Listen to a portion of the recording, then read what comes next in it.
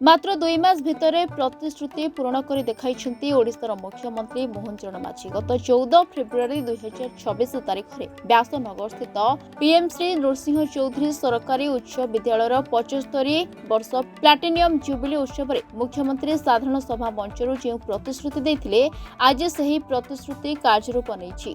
NCA high school खेल पड़िया एक आधुनिक क्रिकेट स्टाडियम निर्माण पर 9,51,09,000 टंकार एडमिनिस्ट्रेटिव अप्रुवाल मिली। सफलता पछरे रही कोरेईर मान्यवर विधायक तथा जाजपुर जिला योजना बोर्ड अध्यक्ष आकाश दास नायकों निरंतर प्रयास। व्यक्तिगत भावे मुख्यमंत्री को 2 ରୁ 3 थर भेटी प्रतिश्रुति को शीघ्र कार्यकारी करने से अनुरोध करते।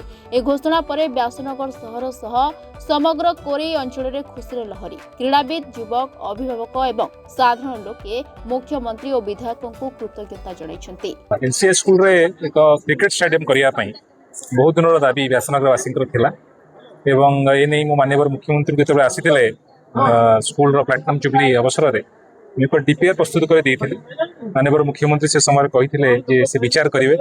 मु बहुत खुशी आनंदित माननीय मुख्यमंत्री को धन्यवाद जनाऊँगी जे आज व्यासनगरवासी केवल व्यासनगरवासी नुहे समग्र पुरी निर्वाचन मंडली और समग्र जाजपुरवासी खुशी दिन केवल गोटे एक्सक्लूसिव क्रिकेट स्टेडियम तैयारी हो कारण व्यासनगर पुराणा स्टेडियम टी थिला से स्टेडियम टी एक एथलेट्स एवं फुटबॉल खेलाड़ी मान स्टेडियम हो एनसीए स्कूल टी एक क्रिकेट स्टेडियम हम ता सहित आमर असंगाड़िया आमर पुरी ब्लॉक रे मध्य एक नूतन स्टेडियम पाखापाखि 17 कोटी टंका व्यय तार टेंडर हो जल्दी आरंभ।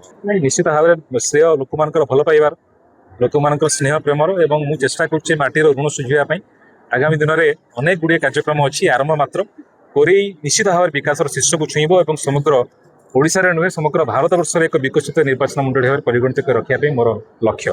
कोरेईरू सुनील ओझा रिपोर्टर्स टुडे।